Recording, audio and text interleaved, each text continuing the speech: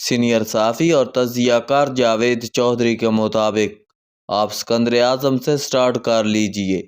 Alexander 20 سال کی عمر میں مقدونیہ کا بادشاہ بنا، دنیا فتح کرنا شروع کی اور اس نے 33 سال کی عمر تک 11 ممالک اور 56 لاکھ کلومیٹر علاقہ فتح کر لیا۔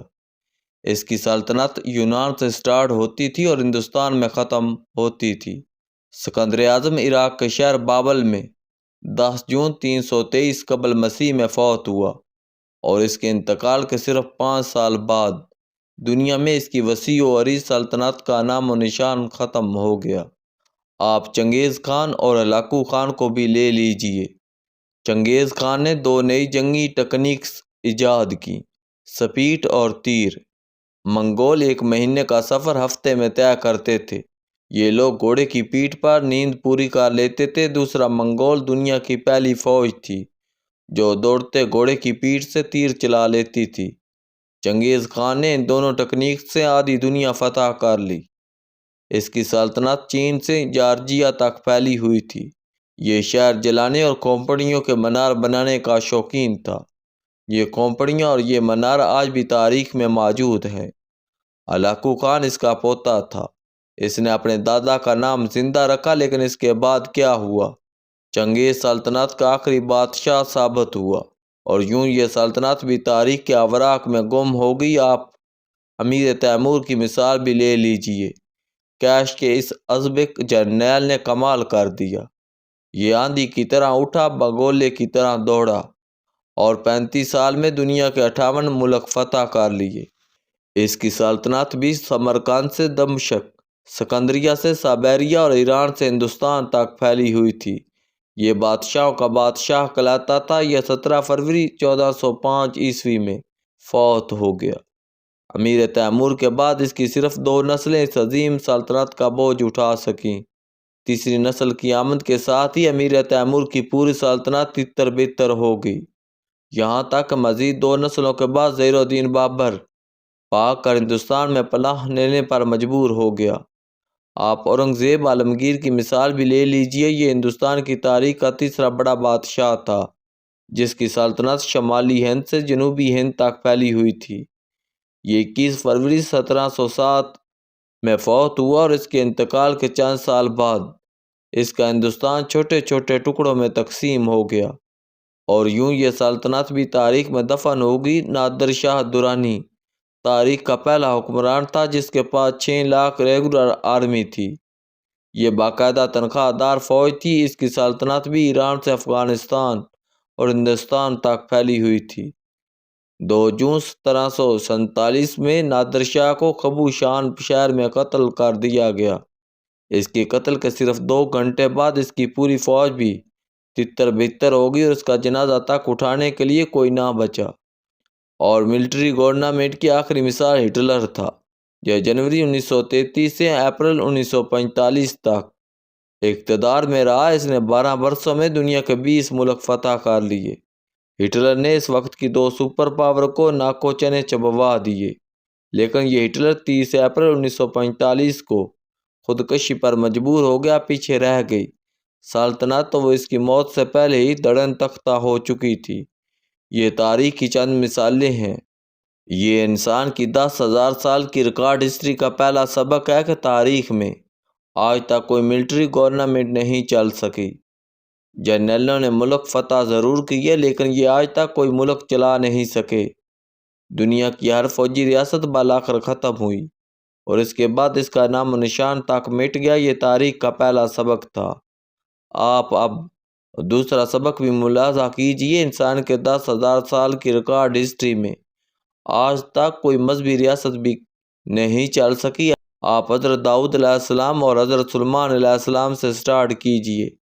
یہ دونوں پیغمبر تھے۔ اللہ تعالیٰ نے انہیں سلطنتیں بھی عنایت کی تھی۔ حضرت سلیمان علیہ السلام دنیا کے پہلے اور آخری ایسے نبی بادشاہ تھے جنہیں اللہ تعالیٰ نے خشکی، پانی اور ہوا تینوں پر حکمرانی عطا کر رکھا تھا، لیکن آج حضرت سلیمان علیہ السلام اور حضرت داؤد علیہ السلام دونوں کی سلطنتیں صرف مذہبی حوالوں میں ملتی ہیں۔ بیت المقدس، خانہ کعبہ اور مدینہ منورہ سے پہلے دنیا کا متبرک ترین مقام تھا، لیکن یہ مقام انبیاء اکرام کی موجودگی میں کتنی بار اجڑا، یہ کتنی بار تباہ ہوا اور اسے کتنی بار نظر آتش کیا گیا۔ آپ کسی دن تاریخ نکال کر دیکھیں، آپ کی آنکھیں کھل جائیں گی۔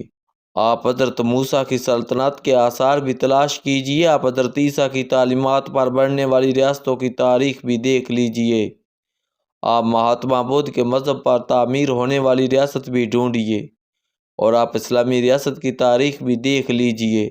آپ چند لمحوں میں حقیقت تک پہنچ جائیں گے۔ مدینہ منورہ اسلامی ریاست کا دارالخلافہ ہوتا تھا۔ حضرت عمر فاروق اس شہر میں شہید ہوئے، حضرت عثمان بھی اسی شہر رسول میں قرآن مجید کی تلاوت کرتے ہوئے مسنت شہادت پر فیض ہوئے۔ آپ کا جسم اطہر 3 دن تک قرآن مجید پر پڑا رہا۔ حضرت علی 657 عیسوی میں مدینہ سے نکلے اور کوفہ کو اسلامی ریاست کا دارالخلافہ بنایا۔ حضرت علی کی اس نقل مکانی کو آج کئی سو سال ہو چکے ہیں، لیکن مدینہ اس کے بعد کبھی دارالخلافہ نہیں بن سکا۔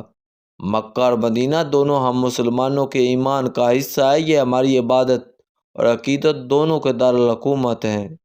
لیکن یہ بھی سچ ہے، پوری زندگی باوضو رہنے اور تکبیر اولیٰ کے ساتھ نماز ادا کرنے والے بادشاہ بھی ان دونوں روحانی دارالحکومتوں کو حضرت علی کے بعد اپنی سلطنت کا دارالخلافہ نہیں بنا سکے، اور ان میں وہ ترک بادشاہ بھی شامل ہیں جنہوں نے خانہ کعبہ اور مسجد نبوی کی توسیع کے دوران عقیدت اور محبت کی عظیم داستان رقم کی تھی۔ تاریخ بڑی ظالم، بڑی بے رحم ہے۔ یہ جب گواہی دینے پر آتی ہے تو اسے یہ مانتے چند سیکنڈ لگتے ہیں کہ دنیا میں یہودی ریاست چل سکی، عیسائی ریاست، بودھ ریاست، ہندو ریاست اور نہ ہی اسلامی ریاست۔ ہماری اسلامی ریاست کی کل تاریخ 4 خلفائے راشدین حضرت عمر بن عبدالعزیز کے 2.5 سالہ دور پر مبنی ہے، اور یہ 5 عظیم ہستیاں بھی پوری زندگی اندرونی معاذوں پر لڑتی رہی، اور ان میں سے حضرت ابوبکر صدیق کے سوا 4 خلفائے شہید ہوئے۔ ہماری آخری اسلامی ریاست طالبان کی شکل میں سامنے آئی، اور اس کا نتیجہ کیا نکلا؟ دنیا کے 58 اسلامی ملکوں میں سے کسی ایک نے بھی ان کا ساتھ نہیں دیا۔ افغانستان سے دنیا کے 5 مضبوط اسلامی ملکوں کی سرحدیں ملتی تھیں۔ دنیا میں اس وقت صرف 2 مذہبی ریاستیں ہیں، پاکستان اور اسرائیل۔ آپ ان دونوں کے حالات دیکھ لیجئے، اسرائیل اور پاکستان دونوں کے شہریوں کو سکون کی نیند نصیب نہیں۔ آپ بھارت کی مثال بھی لے لیجئے، ہندوستان میں ہندو اکثریت میں ہیں، لیکن ریاست کا مذہب سیکولرزم ہے۔ یہ ملک آج تک اس لیے قائم ہے کہ یہ لوگ مسلمان کو صدر، سکھ کو وزیر اعظم، عیسائی کو کانگریس کی چیئرپرسن اور پارسی کو چیف آف آرمی اسٹاف بنا دیتے ہیں۔ یہ جس دن بھارت کو ہندوستان ڈکلیئر کر دیں گے، یہ ملک اس دن ختم ہو جائے گا۔ یورپ آج اس لیے یورپ، امریکہ اس لیے امریکہ اور چین اس لیے چین ہے کہ یہ مذہبی ریاستیں نہیں ہیں۔ آپ سعودی عرب میں چرچ نہیں بنا سکتے، آپ وہاں امام بارگاہ بھی تعمیر نہیں کر سکتے، آپ ایران اور شام میں مسجد نہیں بنا سکتے، لیکن آپ یورپ کے کسی بھی ملک میں کسی بھی مذہب کی عبادتگاہ تعمیر کر سکتے ہیں۔ آپ امریکہ میں مسجد بنائیں، مندر بنائیں، آپ کو ریاست نہیں روکے گی، لیکن آپ پاکستان میں مندر، چرچ اور جماعت خانہ بنا اور چلا کر دکھائیں، آپ کو حفاظت کے لیے پولیس اور رینجر کی ضرورت پڑ جائے گی۔